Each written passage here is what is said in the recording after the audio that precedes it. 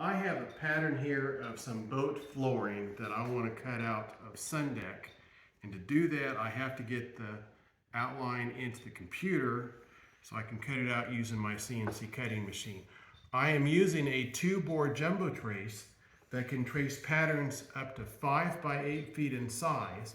I simply place the pattern on the board and trace it with the pen stylus, and in a matter of minutes, I will get a very accurate DXF file.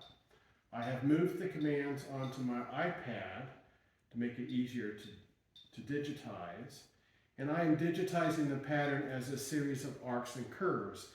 The arcs are just 3 points with an arc, and then the curves are a series of points, and my program will then curve fit, a Bezier curve fit through those points, giving a nice smooth curve, exactly tracing what I have on the screen. I'm all finished. I've got a great outline.